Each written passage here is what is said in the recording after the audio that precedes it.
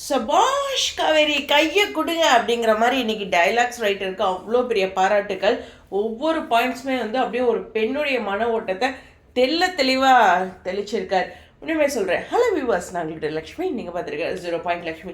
இன்றைக்கி டே வந்து ரொம்ப ஸ்பெஷல். ஏன்னா வந்து காவேரி மட்டும் இல்லை, எனக்கு தெரிஞ்சு சொல்லணுன்னா ஒட்டுமொத்த பெண்களுடைய மன ஓட்டனே சொல்லலாம்.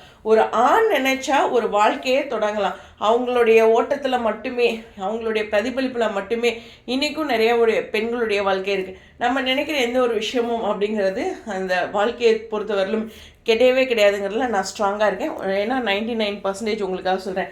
அதாவது விஜய் வந்து காவேரி அக்செப்ட் பண்ணுறாங்க. விஜய் வந்து காவேரி கூட ஒரு வாழ்க்கையே வாழ்கிறார் ஒரு நாள். அது எல்லாமே விஜயோட முடிவு தானே. காவேரி இல்லை இந்த ஒரு பாயிண்ட் என்கிட்ட எப்பவுமே இருந்துகிட்டே இருக்கும்.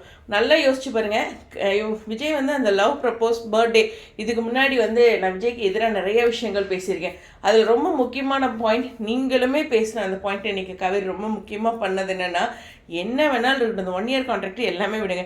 நீங்கள் யார் 2 பேர் என்னுடைய வாழ்க்கையில் அப்படி ஒரு டிசிஷன் எடுக்க. காவேரி வந்து ஒரு பொண்ணை மட்டும் எல்லாரும் இப்படி புரிஞ்சுக்கிறதே இல்லை.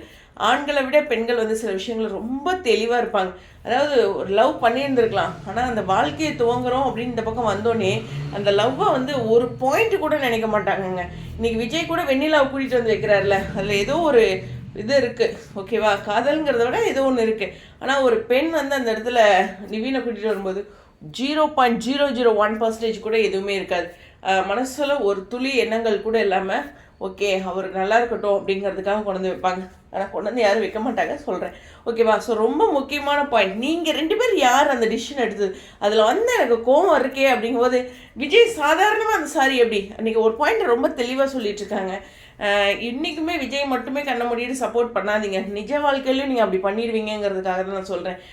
காவேரி சொல்கிறது என்னென்னா, இன்றைக்கி உங்களோட பெயினை மட்டும் பார்க்குறீங்களே, எங்களுக்குன்னு ஒரு பெயின் இருக்கே, அதையே நீங்கள் யோசிக்கவே மாட்டேங்கிறீங்க. மறுபடியும் அவரோட பெயின் கலாட்டா அப்படிங்கிறதுலேயே நம்ம போகிறோம் அப்படிங்கிற ஒரு விஷயத்தை தான் காவேரி தெளிவாக சொல்கிறாங்க.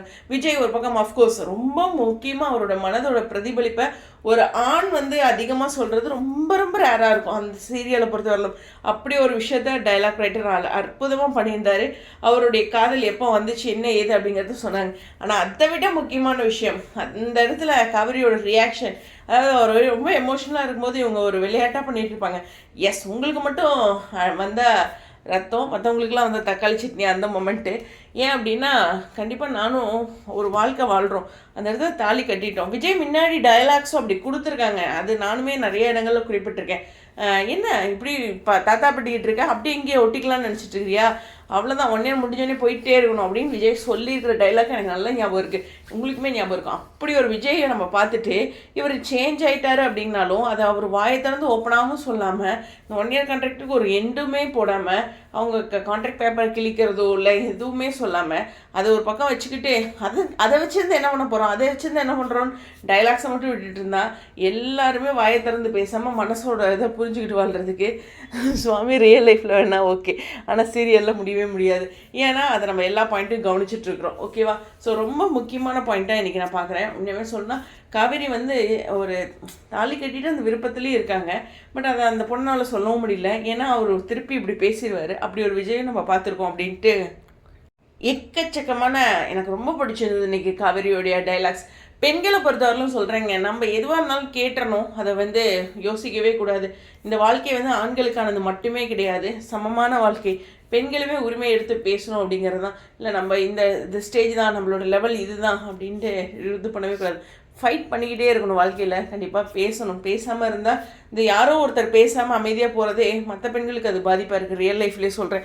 காவேரி மாதிரி சிங்க பெண்கள் நிஜ வாழ்க்கையிலையும் தேவைதான் படுது. இன்றைக்கி விஜய் வந்து கில்ட்டியாக ரொம்ப கேஷுவலாக எடுத்துக்கிறாரா அப்படிங்கிறது தெரியல. பட் விஜய் கேரக்டரில் எவ்வளோ ஃபால்ட் இருக்குது, அவர் செஞ்ச செயல்களில் எவ்வளோ தவறுகள் இருக்குது அப்படிங்கிறத பிரதிபலித்த மீண்டும் ஒரு எபிசோடு அப்படிங்கிற ஒரு விஷயந்தான். ஓகே, அவருடைய காதலாக இருந்தாலும் அதில் சேட்டை விளையாட்டுலாம் இருந்தாலும் ஒரு பெண்ணுடைய மனசு எவ்வளோ துடிச்சிருக்கு அந்த ஒரு பாயிண்ட் தான் இன்றைக்கான எபிசோட். காவேரி எவ்வளோ துடிச்சிருக்காங்க. அந்த காதல் வந்துருச்சு, அவரும் வெளிக்காட்டிகிட்டு இருக்காரு. ஆனால் அவர் ஓப்பனாக பேசலை. இந்த பொண்ணு மனசை கொஞ்சம் கொஞ்சமாக விட்டுட்டு இருக்கு அவர்கிட்ட. ஆனாலும் அதையும் கண்ட்ரோல் பண்ண முடியல அப்படிங்கிற ஒரு விஷயம் இருக்குல்ல. அதனுடைய பிரதிபலிப்பு எக்ஸலண்ட் டைலாக்ங்க. உண்மையுமே சொல்கிறேன், காவேரி ஆஃப்கோர்ஸ் சூப்பராக ஆக்ட் பண்ணியிருப்பாங்க. விஜயோட அந்த கில்ட்டி அப்படிங்கிற அந்த ஃபீல் வந்து எனக்கு தெரிஞ்சு 100% அவர் கொடுத்த மாதிரியே தெரில. ஏன்னா அந்த சேட்டை விஜய் அவருக்குள்ளே இருக்கிறனாலே என்னமோ தெரில.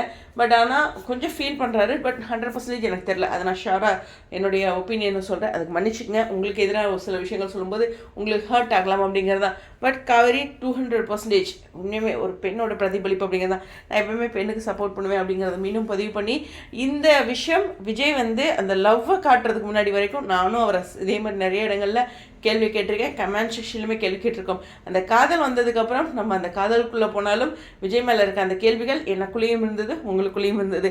அதை மீண்டும் நமக்குள்ளே தட்டி எழுப்பியிருக்காங்க அப்படிங்கிறதான். இன்னையோட இந்த பாயிண்ட்ஸ் முடிஞ்சிடும். பட் இருந்தாலும் அடிப்படையில் விஜய் நிறைய தவறுகள் பண்ணியிருக்காரு அப்படிங்கிற ஒரு விஷயம் தான்.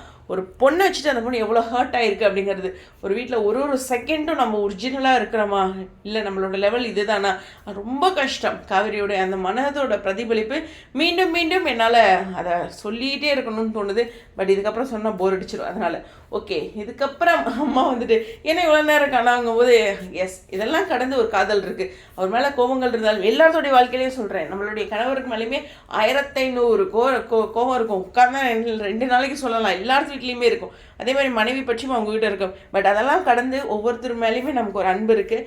அந்த அன்பு தான் கடைசியில். ஓகே, உங்களுடைய கருத்துக்கள் ஸ்டடியோ.